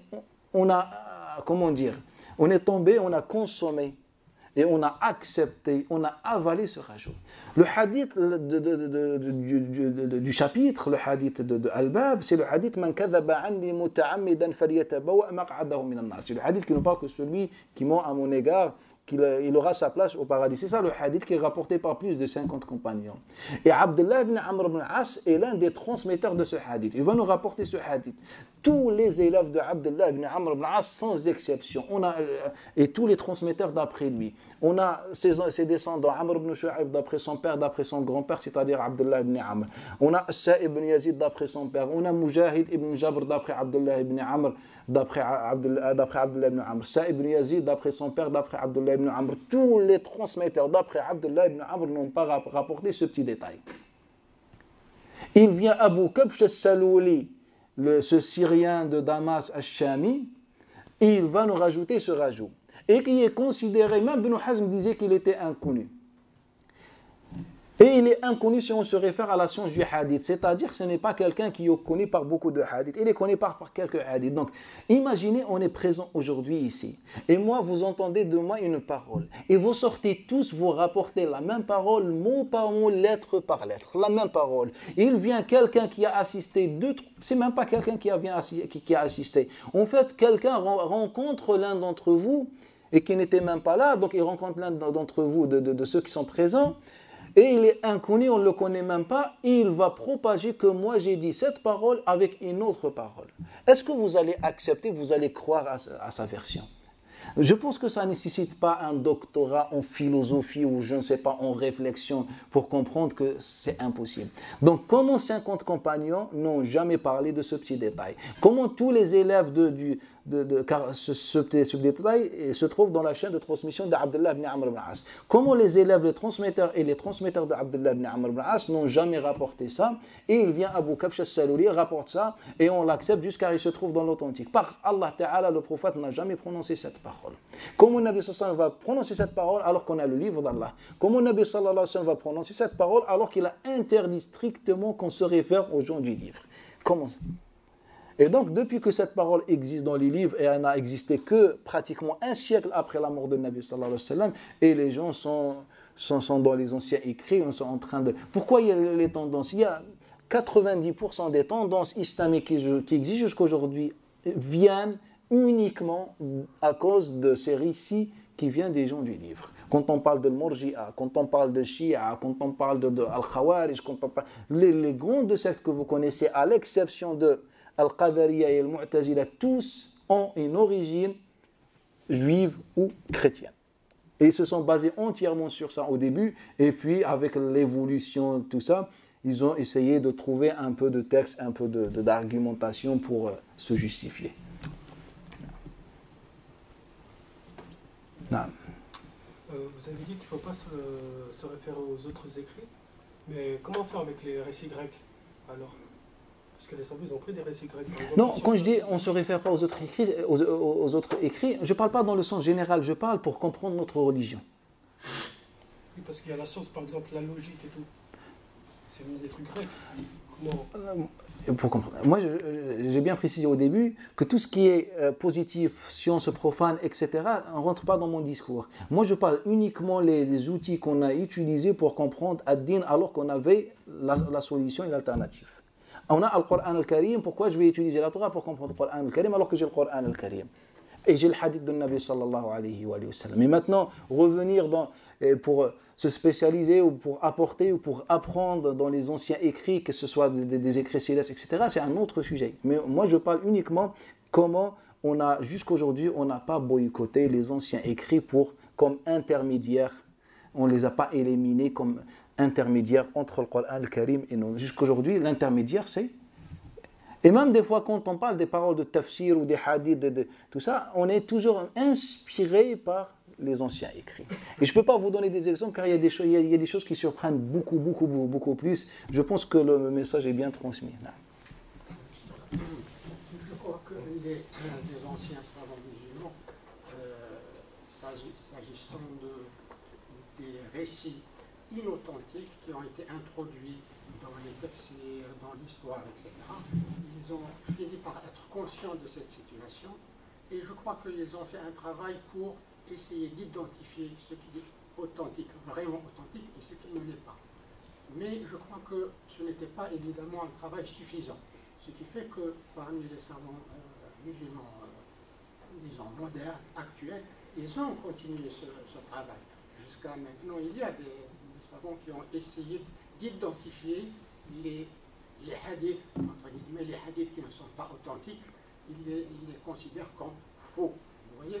Et ils ont gardé, bien sûr, ce qui est authentique. Barakallahu fi. La question, est-ce que ce travail a été fait et terminé, ou bien il y a encore à faire, c'est-à-dire à continuer ce genre d'études? Barakallahu fi. En fait, le travail dont je parle n'a jamais été commencé. En fait, moi je ne parlais pas d'authentification des textes. C'est un travail qui est très ancien. Depuis l'époque des compagnons, et les salafs travaillent sur l'authentification des textes, de distinguer le vrai du faux, etc. Il y a les travaux, on a la science du hadith, on a les recueils, on a des livres, on a des ouvrages, etc. Mais moi, le sujet dont je parle, c'est un sujet très précis, très particulier, c'est les anciens écrits. Les anciens écrits. Sinon, l'authentification du hadith, ça existe jusqu'aujourd'hui. Et jusqu'aujourd'hui, il y a des spécialistes qui essayent d'étudier, de réétudier certains textes pour les juger d'authentiques ou pas. Mais moi, le sujet dont je parle, c'est vraiment les anciens écrits. Pour les anciens écrits, il y avait une modeste participation, bien un travail très modeste. Il y avait des remarques, mais il n'y avait pas un travail, on n'a pas donné beaucoup d'importance à ce sujet. Je vous donne un exemple. Par exemple, certains hadiths que se trouvent dans l'authentique de Muslim, on trouve que l'imam al-Bukhari, Ali ibn al-Madini, les grands savants dans cette époque, les ont rejetés. Pour quelle raison? Ils sont bien authentiques en matière de science du hadith, mais ils les ont rejetés car au final, la vraie personne qui a prononcé, qui a dit cette parole, en vérité, ce n'était pas un Nabi sallallahu alayhi wa sallam, mais c'était soit Ka'b al-Ahbar, soit Wahb ibn Munabbi, soit etc. Donc il y a des savants qui ont fait ça. Et même l'imam Ibn Khuzayma, celui qui est l'authentique, dans son authentique, si je ne me trompe pas, le premier volume, page 163, il nous dit que j'ai écrit un ouvrage immense sur les hadiths authentiques et qui ne sont pas prononcés par un Nabi sallallahu alayhi wa sallam, mais c'est un livre qui a disparu, qui n'existe plus. Donc moi j'aimerais bien savoir ce que l'imam Ibn Khuzayma a mis dans son livre.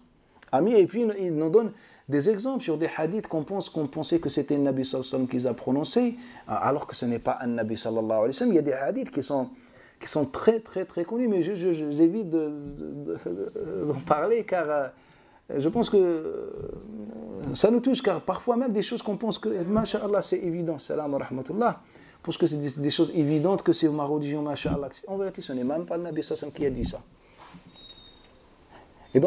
Et on s'est référé à ce petit rajout d'Abu Kabsh al-Salouli qui dit, voilà, le prophète a dit à la fin, et ce n'est pas vrai. Voilà. Donc, je pense que par rapport à ce travail, par rapport à ce côté, un travail rigoureux, si on peut dire, n'a jamais été commencé jusqu'à aujourd'hui. Et je pense qu'il est temps de revoir les choses. Et je ne parle même pas des Israéliyat et des récits des gens du livre qui sont connus, qui se terminent par un tel a dit, ou j'ai trouvé dans la Torah qu'un tel et que tout le monde peut savoir juste en ouvrant le livre. Je parle vraiment de ce qu'on a mélangé et attribué au prophète sallallahu alayhi wa sallam. Ce dont vous parlez, ça concerne la science de Ça n'a aucun rapport avec l'ilal.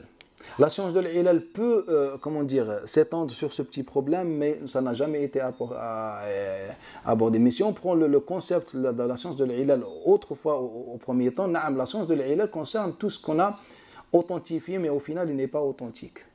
C'est-à-dire, au final, ce n'est pas ce que le prophète a dit. Je voulais revenir sur le boycott, sur la personnalité. Vous avez cité certains hadiths qui étaient faux sur, par exemple, l'izar, ou sur la barbe, teinte de la barbe, ou la longueur de la barbe, ou autre chose, où le prophète sallam disait réellement en fait de faire ces choses-là pour que les musulmans aient une personnalité, parce qu'ils n'avaient pas de personnalité. Et actuellement, on peut trouver certaines personnes, certains musulmans, qui ont grandi peut-être en Europe ou dans des endroits loin de l'islam, et qui n'ont pas de personnalité en fait. Et est-ce que c'est pas ça vraiment le vrai boycott, c'est de suivre les choses dans lesquelles notre personnalité elle suit les Européens en fait? En vérité, quand on parle de ça, il faut faire la différence entre ce qui est intégration naturelle, sociale, logique, et ce qui fait de nous ce qu'on est, c'est-à-dire le musulman. Il faut faire la différence entre les deux. Par exemple, le Nabi sallallahu alayhi wa sallam, dans ses habits, dans tout ça, portait ce que les non-musulmans portaient. Le prophète n'a jamais parlé d'un habit musulman, ni d'une apparence musulmane, ni rien du tout. Même la femme, on n'a pas une apparence musulmane pour la femme. Ce que la femme doit faire, c'est se couvrir tout simplement. Avec quel habit, quel mode, Allah a la liberté à se refaire. Ce qu'elle doit porter un hijab, couvrir le corps. De quelle manière, on n'a pas de précision. Pour les hommes, on n'a pas de précision non plus. Donc, Nabi sallallahu alayhi wa sallam vivait bien dans sa société, il avait son voisin juste à côté qui était juif jusqu'à sa mort, et c'est ce voisin qui a prêté au prophète sallallahu alayhi wa sallam de la nourriture, comme il nous rapporte Abdullah ibn Abi Awfa. On avait de l'autre côté, comme dans le hadith de Anas ibn Malik, parmi les voisins un persan, quelqu'un qui adore du feu, etc. Et là, on ne va pas ouvrir la parenthèse sur l'histoire de l'expulsion des juifs, etc., qu'il y a beaucoup d'interrogations dessus. Bref, donc le Nabi sallallahu alayhi wa sallam vivait avec tout le monde en harmonie sans que cela pose aucun problème. Il y avait des associateurs avec lui, des mouchriquines, il y avait des hypocrites, il les connaissait, il y avait les compagnons, les musulmans, les simples musulmans. Donc le Nabi sallallahu alayhi wa sallam vivait avec tout le monde, faisait comme tout le monde, mangeait comme tout le monde, dormir comme tout le monde, faisait tout comme tout le monde. Donc ce que le Nabi sallallahu alayhi wa sallam faisait d'une manière naturelle, il n'y a rien de religion dedans. C'est-à-dire comment le prophète dort sur le côté droit ou avec 3 doigts. Juste que nous, on est beaucoup atteints par les légendes et le khurafat. C'est qu'on pense que c'est tout ça sunna. Ce n'est pas sunna. Tous les mois, Quraysh dormaient sur le côté droit. Le prophète dorme, c'est sa société. Il avait toujours vécu comme ça, avec 3 doigts. Les Arabes mangeaient avec 3 doigts. Tu vois qu'ils mangent avec 6 doigts. Il n'a que 5, et les Arabes mangeaient avec 3, on mange avec 3. Donc, comment ça se voit Nabi sallallahu alayhi wa sallam, c'est les Arabes, c'est sa tradition, etc. Lorsqu'on lui apporte ad-dab à manger, il leur dit non, je ne mange pas car mon peuple ne mangeait pas ad-dab. C'est comme un lézard de désert, comme ça. Donc, c'est mon peuple, tout simplement, je suis comme ça. Et Khalid ibn Walid a dit qala fajtarartuhu devant Nabi sallallahu alayhi wa sallam, c'est-à-dire je l'ai pris avec force, bismillah, bismillah, moi je mange. Le Nabi sallallahu alayhi wa sallam ne mangeait pas car Nabi il est de Quraysh. Et donc, ça c'est tout à fait normal. Le deuxième problème, c'est la personnalité. Maintenant, il faut que les chouyours, c'est un devoir des chouyours, il faut que les chouyours arrivent à tirer profit des hadiths de Nabi sallallahu alayhi wa sallam et de la vie de Nabi sallallahu alayhi wa sallam, la politique de Nabi sallallahu alayhi wa sallam, tirer des hadiths, des profits pour pouvoir déterminer ce que la personnalité musulmane veut dire. Ça, le travail de ça. À partir de quel moment on peut dire que on a face à nous un musulman? Car aujourd'hui, le musulman, c'est celui qui prie. Ou celui qui a une barbe, qui a un siwak dans la poche. Ou celui qui rentre avec le pied gauche à la mosquée. C'est ça, ou bien il met ça. On dit un musulman. Et donc, alors, non, il nous faut un musulman maintenant. Mais qui donne la définition? C'est le cheikh, c'est al-alim qui revient et qui voit, qui étudie. Maintenant, le prophète parlait de mettre l'izar, de porter l'izar. Le prophète parlait de prier en portant les chaussures. Le prophète sallallahu parlait de changer la couleur des cheveux. Le prophète sallallahu alayhi wa sallam parlait de laisser de pousser la barbe. Aujourd'hui, comment je peux appliquer ces hadiths? C'est-à-dire, quelle est la différence entre un musulman et un non-musulman? C'est ça. Donc maintenant, on n'est plus dans le porter de l'izar, ni laisser pousser la barbe. Ce ne sont pas des sunnahs, ne font pas partie de notre religion. C'est politique. Comme le Nabi a fait al-Khandaq. Donc c'est politique. Comme le Nabi sallallahu alayhi wa sallam, quand il voulait ouvrir à Mecca, il a pris le nord, et par le nord, et après il a repris le sud. Donc il n'y a pas de sunna. Quand tu veux aller à Mecca, tu vas directement, tu ne fais pas le tour du monde. Il n'y a pas de sunna, c'est quelque chose de logique. Donc maintenant, c'est le cheikh qui doit étudier le sunna de Nabi sallallahu alayhi wa sallam, bien sûr, le Coran al-Karim, car c'est le guide, et nous dire, voilà sur quoi notre discours va être orienté. Voilà, je vais insister. Et nous, on est en train de reprendre. Et c'est un problème qui se trouve partout. Même dans ce que vous appelez les sciences islamiques, on a le même problème. Quand vous étudiez la croyance, qu'est-ce que vous étudiez? Subhanallah. Vous étudiez le batiniya. Qui d'entre vous a rencontré ou a entendu parler d'un batini? Et par Allah, même les chouïrs ont du mal à donner la définition de le batiniya. Car c'est une énigme. Et jusqu'aujourd'hui, le cheikh de la croyance, cheikh, on a étudié al-batiniya, etc., un tel Ghazali. Mais ce n'est même pas notre monde, subhanallah. C'était autrefois leur monde, leur actualité, bien sûr, qu'ils vont répondre. Toutes les sectes que vous connaissez n'existent plus aujourd'hui. À quoi ça sert? Je vais étudier le Mu'tazila, ce qu'ils ont dit sur les attributs. Et ça n'existe même pas. Ou le Murji'a, akhar al-amal, al-iman, ou l'iman fil amal, ou je ne sais pas. Ce sont des sujets dans leur monde et ont été abordés. Maintenant, si tu veux enseigner la croyance, maintenant enseigne la croyance par rapport au monde dans lequel tu vis. Quels sont les problèmes dogmatiques qui se trouvent aujourd'hui? Aujourd'hui, on est en train d'attaquer l'islam intellectuellement. Donc maintenant, comment tu peux répondre? C'est ça la croyance musulmane. Nos savants ont fait ça.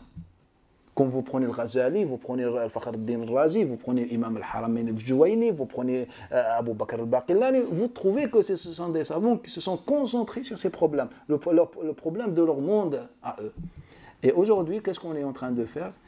Le salafiste, il est en train de piocher pour justifier ce que Ibn Taymiyyah a dit, le Ash'arite pour justifier ce que Abu Hamid al-Ghazali a dit, et le chiite pour ce que Al-Kullayni a dit, ou je ne sais pas, ou Babawi al-Qummi.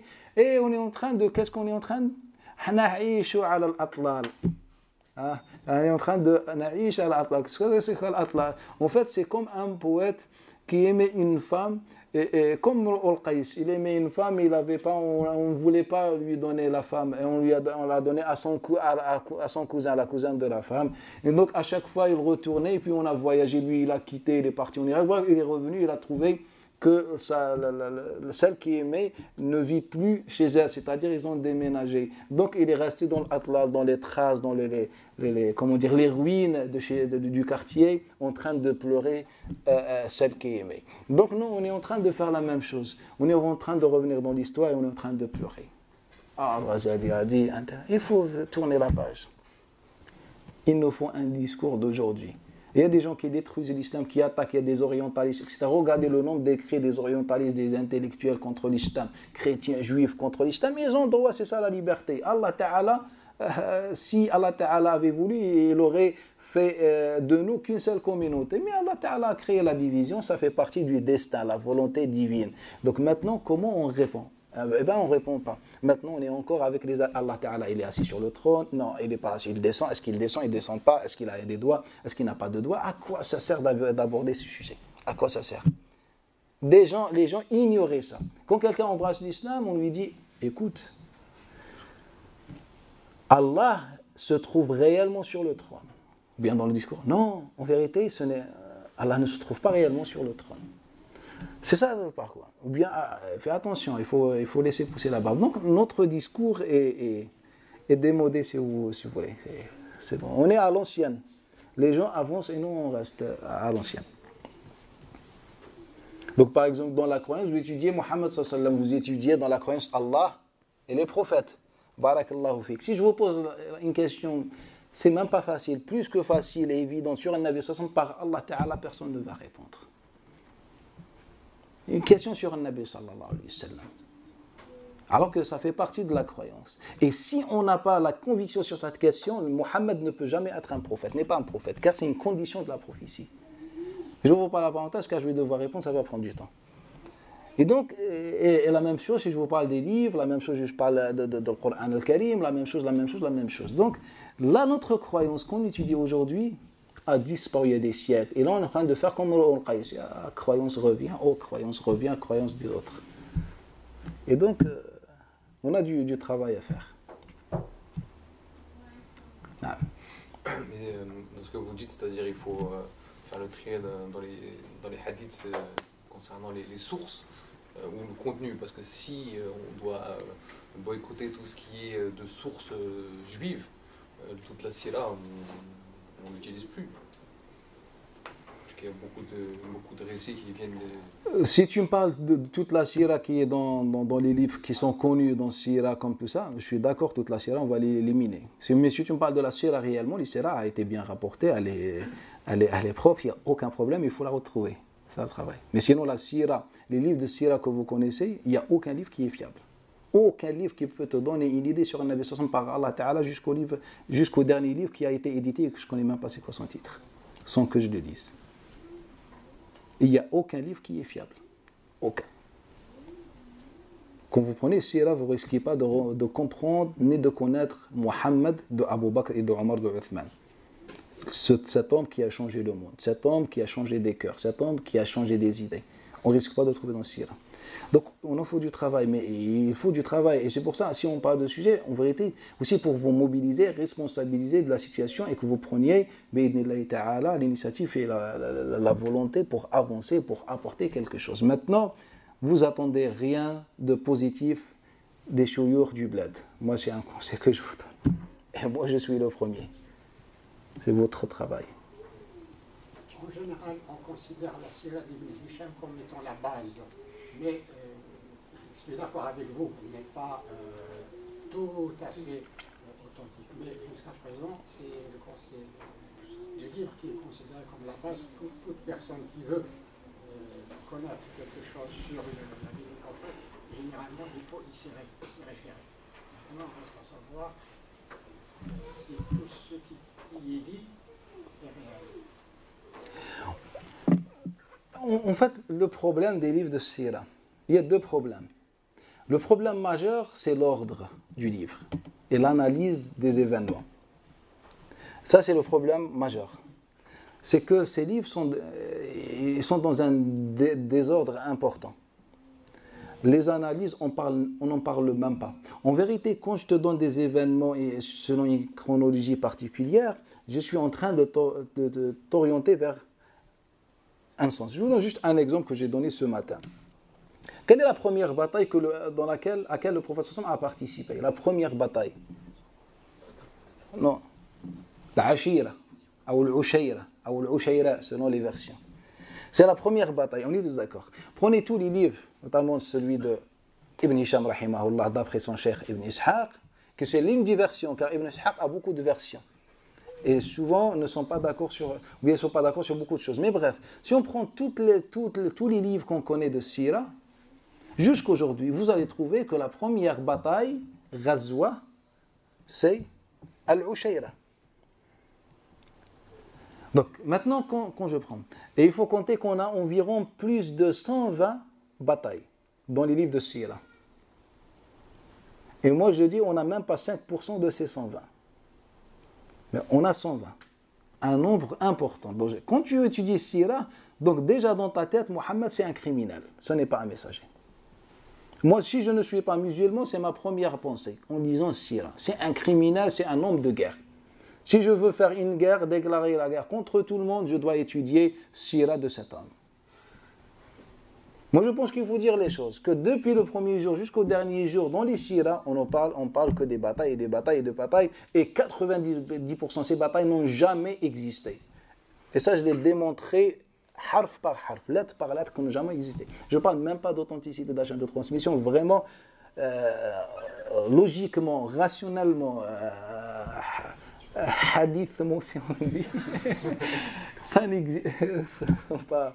Sont pas viables. Donc si on reste sur cette bataille, on nous a dit que le prophète est sorti avec une armée et qu'il arrivait à Al-Ashira. Al-Ashira se trouve dans l'ouest de l'Arabie Saoudite, aller dans la région de Yanbu', dans l'ouest sur la côte, environ 220 km de Médina. Et il n'était pas jusqu'à là-bas. C'est là-bas il y a la tribu de Bani Mudlij. Et ce n'est pas n'importe quelle tribu pour votre information. Donc il n'était pas là-bas et qu'il a tellement impressionné les tribus que les tribus n'ont pas réagi. Qui va réagir face à une armée aussi importante, tout ça? Et donc, ils n'ont pas réagi. Et Nabi sallallahu alayhi wa sallam est rentré, walam yalqa kaïda, comme il a dit exactement Ibn Hisham. Qal, raja'a walam yalqa kaïda. Et il est rentré sans qu'il trouve aucune. Sans qu'il y ait un affrontement ou bref. Et donc, moi, le problème, quand je reviens dans les détails, je me rends compte que Nabi sallallahu alayhi wa sallam n'est pas sorti dans une armée. En vérité, il y avait lui, Ammar ibn Yasir et Ali ibn Abi Talib et 3-4 d'autres. Donc ce n'est pas une armée. Et quand je rentre dans les détails, je me rends compte que Nabi n'a pas pris avec lui une arme. Pour faire une bataille, il faut une arme. En vérité, Nabi sallallahu alayhi wa sallam, ce que Nabi a pris à la place des hommes, il a pris de l'argent. Tout ça, c'est rapporté. C'est pas, je n'ai pas lu dans le journal du matin. Et donc, il n'est pas sorti avec une armée. Il n'a pas pris des armes et la catapulte et les cavaliers. Non, il a pris de l'argent. Et lorsqu'il est arrivé à Nabi sallallahu alayhi wa sallam, dans les versions, on a remarqué deux choses. Qu'en fait, Ali ibn Abi Talib n'a même pas accompagné Nabi sallallahu alayhi wa sallam. En fait, Nabi sallallahu alayhi wa sallam a continué à l'extérieur de l'Ashira en direction de Yanbu'. L'Ashira, c'est un petit village. Quand tu veux, avant que tu arrives à Yanbu'. En fait, le Nabi sallallahu alayhi wa sallam a continué sa route et Ammar ibn Yasir et Ali ibn Abi Talib sont restés dans le petit village de l'Ashira. Et que Ali ibn Abi Talib, qu'est-ce qu'il a fait? Il a fait deux choses. Il a acheté des puits. Il a acheté 5 puits. Et la deuxième chose, il a dit à Ammar, viens, on va voir comment il cultive la terre. Il dit à Ammar ibn Yasir, viens, on va voir comment il cultive. Viens, on va voir comment il cultive la terre. Il dit à Ammar, bien sûr, on est resté, on a regardé. Et puis, le Nabi sallallahu alayhi wa sallam, il nous dit qu'il est parti, yad'u bani Mudlij. Et lorsqu'il retourne le Nabi sallallahu alayhi wa sallam, j'apprends quelque chose de très fondamental auquel on n'a jamais pensé, on ne pensera jamais tant qu'on est resté dans cette réflexion qui n'a aucun sens. Que le Nabi sallallahu alayhi wa sallam, juste après, qu'est-ce qu'il a fait? Darab al-hida al-hima ala Yanbu'. Il a délimité Yanbu', c'est-à-dire il a réservé la terre de Yanbu'. Et qu'est-ce qu'il a fait? Il a envoyé comment dire? Ya Allah. À chaque fois, son nom, il part. Bref, un compagnon, le prophète confie la cultivation de la terre à un compagnon. Donc moi, j'aimerais bien savoir, quand tu veux faire une bataille, il faut qu'il y ait une armée. Il faut qu'on parle de combien de blessés, combien de morts, combien de personnes, comme à chaque fois les gens de Sierra font. Il n'y a pas. On n'a que le Nabi sallallahu alayhi wa sallam, Ali ibn Abi Talib, Ammar et quelques autres. Deuxième chose, on est censé prendre des armes alors qu'il n'y a pas d'armes, il y a de l'argent. Donc moi j'aimerais bien savoir, tu veux faire une bataille et tu prends de l'argent avec toi? Il n'y a pas McDo sur la route. Subhanallah. Tu veux de l'argent. Et après j'apprends des choses. J'apprends que Ali ibn Abi Talib possède des puits et j'apprends que le Nabi sallallahu alayhi wa sallam possède une part importante de la terre de Yanbu'. Et ce n'était pas chez n'importe qui, la tribu de Mudlij, qui est connue par l'agriculture. Donc moi je dirais plus que c'est un voyage économique, un voyage professionnel, économique, plus qu'une bataille. Mais on l'a appelé bataille, on a dit al-Nabir, al-Ghazwa, il y avait tout ça, etc. Il y avait tout, il n'y avait rien.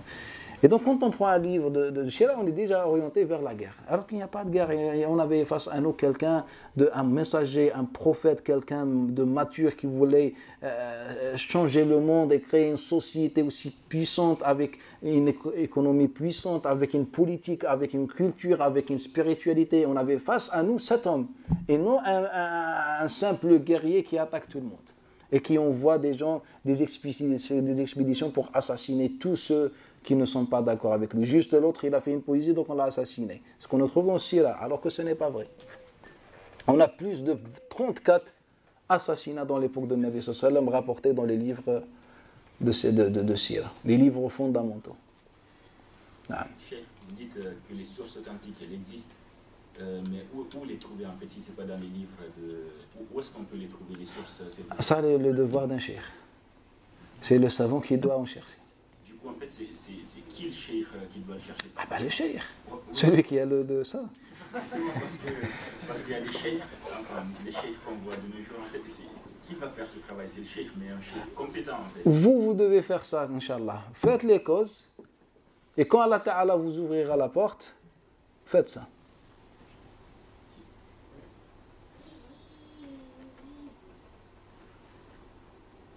La prière a été recommandée zakat les premières années. Après 8 ans environ, le verset, ou bien on les a appliqués. C'est la prière, ce qui est fondamental. Donc on a une idée. Je la prends, je la mets dans ma tête. Et je l'oublie, car ça ne sert à rien d'en parler. J'oublie. Quand j'aurai les compétences, là, je la réactive. C'est ça. Regardez le Nabi sallallahu alayhi wa sallam lorsqu'il arrive à Mecca. Vous ne remarquez pas que les versets, les sourates de Mecca parlent que des récits? Et Moussa, Isa, les prophètes, etc. Pourquoi Allah Ta'ala parle des prophètes, de l'histoire, des récits pendant Mecca? Face à des gens qui ne connaissent rien du tout de ce qu'on dit dans le Coran al-Karim, de ce que Allah Ta'ala dit dans le Coran al-Karim. En vérité, c'est ça l'esprit et l'essence de l'islam. Il faut secouer les gens, il faut faire une révolution intellectuelle pour que les gens s'intéressent, sinon les gens ils s'endorment. Et quand il arrive à Mecca, à Médine, plus aucune sourate qui en parle, peut-être vite fait, mais si on fait la comparaison avec la sourate de Mecca, une grande différence. Pourquoi les versets sont courts à Mecca et sont longs à Médine? Car ne sont pas des gens intellectuels qui vont te suivre si tu récites un verset qui fait 2-3 lignes. C'est vraiment, il faut un petit verset. Un petit. Wattin, c'est déjà long pour eux. Avec des récits comme ça, ils s'intéressent. C'est pour ça qu'ils envoient une ordre ibn al-Harith ou Aba Jahl ou Antal, Aba Sofyan pour demander par curiosité aux Juifs, aux chrétiens, est-ce que c'est vrai dans leur commerce? Ils allaient dans la région de Cham. Ils étaient curieux. Qu'est-ce qu'ils racontent? C'est ça. Il faut que tu arrives à secouer les gens. Réveille-toi. Et que tu ne sois pas non plus compliqué avec des versets courts. C'est ça. Les discours d'aujourd'hui, c'est le discours de l'hypnose, le sommeil. Quand tu veux t'endormir, viens assister à un discours.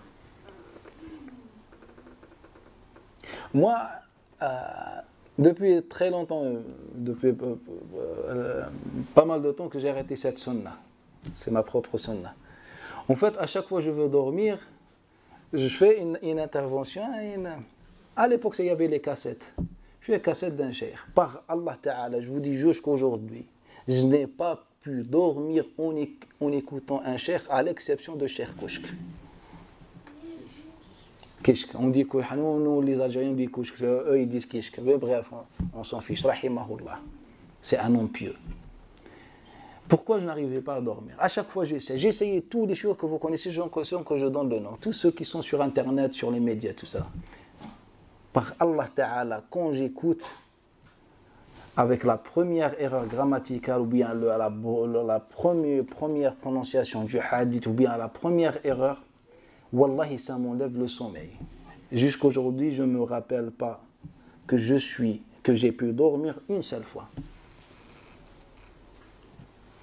Combien de chers j'ai écouté dans ma vie? Combien? Et donc jusqu'aujourd'hui, j'ai arrêté il y a pas mal de temps, peut-être, je ne sais pas combien, mais bref, pas mal de temps. Et je n'ai pas pu dormir. Donc il y a un problème. Il n'y avait que Cheikh Kishk Rahimahullah qui était Masha'Allah, qui avait un bon arabe, mais il n'était que dans le da'wah, donc ça ne pose pas de problème. Donc il ne rapportait pas des choses, il rappelait les gens. Mais en arabe, il était Masha'Allah. Sinon les autres, ni l'arabe, ni la science, ni rien du tout. Comme on dit dans le bled, j'ai yes'a ou dar tes'a. J'ai yes'a ou dar tes'a. Il voulait faire quelque chose, il a fait pire. Ya Allah. Naam. Cher, pour ce tajdid, il faudrait aussi, comment dire, un programme et un enseignement à long terme. C'est évident.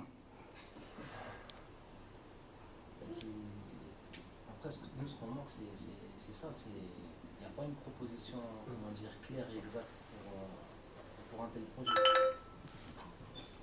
Mais aussi on entend par-ci, par-là, etc. Mais... Non, moi je vous dis clairement, tout le monde parle de réforme, tout le monde parle de tajdid ou je ne sais pas. Mais personne n'est capable de proposer quelque chose. C'est ça le problème. Et surtout quelque chose de logique. Et généralement, on dit la réforme, quand tu dis, cher, mais qu'est-ce que la réforme pour toi? Ah, bah la réforme, c'est la spiritualité. Ah, bah l'autre, dit, c'est la bonté, l'akhlaq. Bah, l'autre, il va te dire, prendre le clash, il va avec Daesh. Et l'autre va te dire, c'est quoi, faire la porte-à-porte. C'est vrai ou pas? Il y a plusieurs. Mais ce n'est pas la réforme de Nabi sallallahu alayhi wa sallam. Quand on parle de l'islam, le din d'Allah Ta'ala, ce n'est pas aussi facile. Il faut réunir toutes les causes et tous les moyens, tous les efforts de tout le monde pour qu'on puisse réformer. Une seule personne ne peut pas réformer, un seul courant ne peut pas réformer, il faut que tous. Après, deuxième chose, c'est que tu parles de l'enseignement.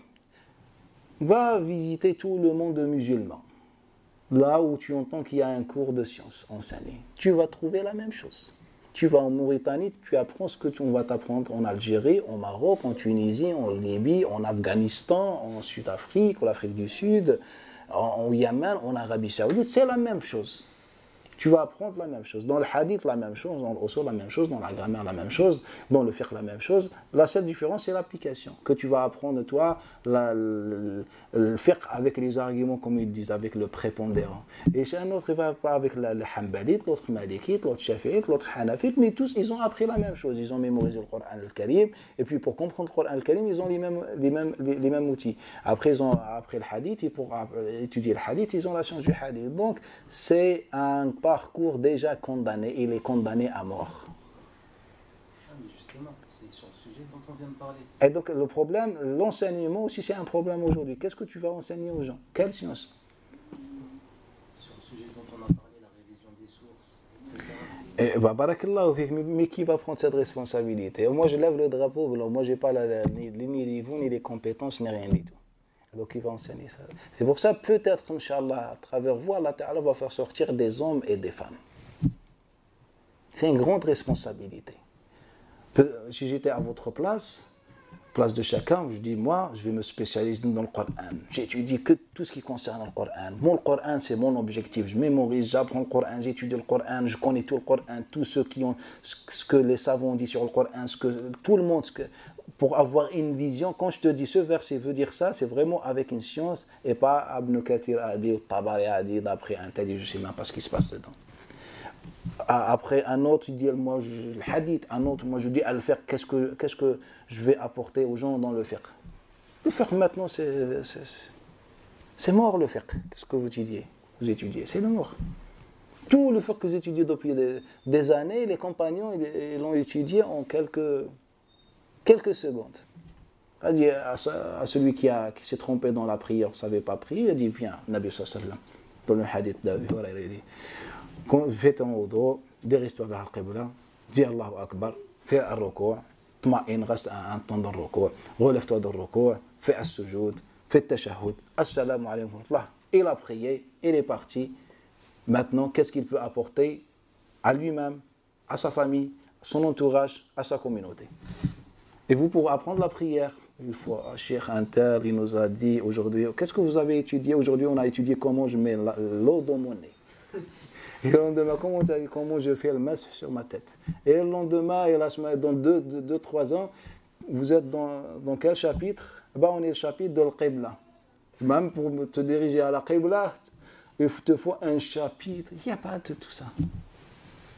On est en train d'occuper les musulmans par des choses qui ne sont pas du tout utiles. Ils sont utiles pour ceux qui veulent devenir savants, tout ça. Ils perdent son temps dans ça. Même normalement, il ne perd pas son temps dans ça. Mais il n'a pas le choix, il n'a que ça. Comme marchandise, on ne lui propose que ça. Ça, c'est une vérité. Pourquoi Allah a agréé les compagnons? Car ils ne sont pas passés par ce parcours. Ils étaient des gens actifs, ils ont apporté, ils avaient des pensées, des idées, etc. Et nous, c'est quoi? On a étudié aujourd'hui, en vérité, comment on rentre à la mosquée. En fait, il y a une divergence. Certains disent avec la tête, l'autre avec le bras, avec le doigt. C'est ça notre fiqh. Qu'est-ce que tu connais de Nabi sallallahu alayhi wa sallam? Oh, Nabi sallallahu alayhi wa sallam, en fait, il était dans la grotte de Hira. Après, Jibril, il est venu, mais je ne sais pas comment ça... Il y avait quoi, mais il y avait Jibril, il est resté 3 ans, et puis 3 ans, il a déclaré Da'wa. Après, il y avait les mouchriks qui le dérangeaient, lui faisaient du mal, tout ça, etc. Et puis, il a fait l'immigration, la bataille de l'Ushir, la bataille de Bawsif, Sah, la bataille de Mu'ta, la bataille. Il y avait beaucoup de Mu'ta, comme ça s'appelle pas, le pacte de Hudaybiyah.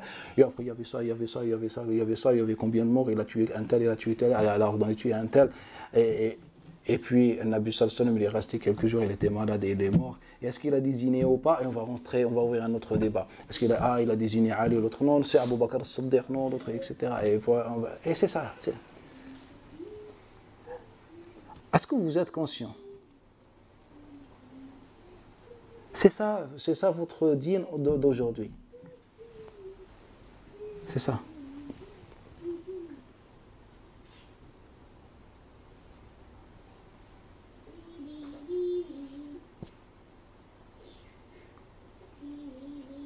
Ya Allah.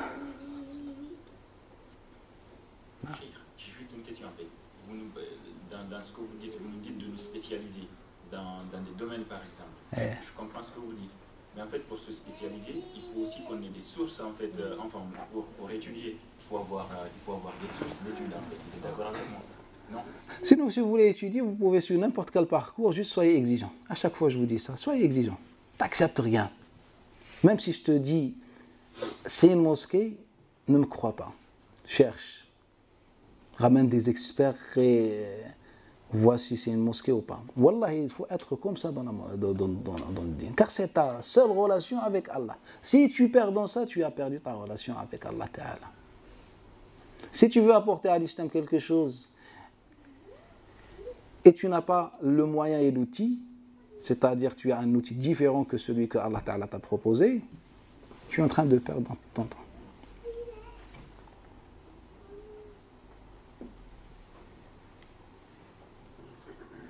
Ce que je vous demande de retenir dans tout ce que je dis et ce que je dis toujours, soyez exigeants. Allah vous a donné une tête pour réfléchir, ou bien une raison pour réfléchir. Soyez exigeants. Ce n'est pas compliqué, je pense. Soyez exigeants. Vous avez le Coran, le trésor. Le Coran vous guidera. حذيفة بن اليمان, le hadith كان الناس يسألون النبي عن الخير وكنت أسأل عن الشر, le hadith long, le connu de Hudayfa ibn al-Yaman.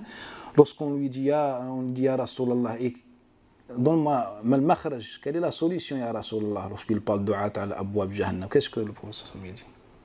Alayka kitab Allah, kitab Allah, kitab Allah, le livre d'Allah, le livre d'Allah, le livre d'Allah. Ali ibn Abi Talib, le prophète nous a parlé de fitna. فقلت يا رسول الله ما المخرج يا رسول الله, quelle sera la solution ce jour-là? قال كتاب الله, le livre d'Allah. Vous avez le livre d'Allah, prenez le livre, méditez, étudiez le Coran al-Karim, vous guidera. Car vous êtes sûr que vous êtes dans la parole d'Allah Ta'ala.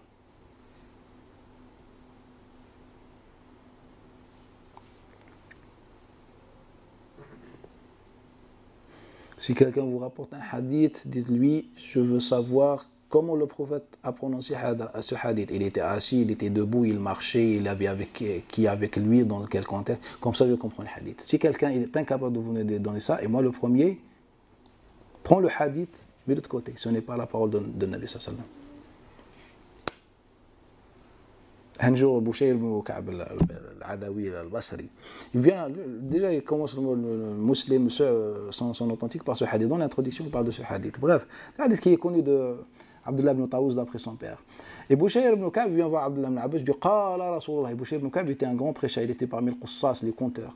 Il dit Qala Rasulullah. Et Abdullah ibn Abbas tourne sa tête. Et après il vient Qala Rasulullah, il tourne sa tête. Après il vient Qala Rasulullah, il tourne sa tête. Et là, Abdullah ibn Abbas en avait marre.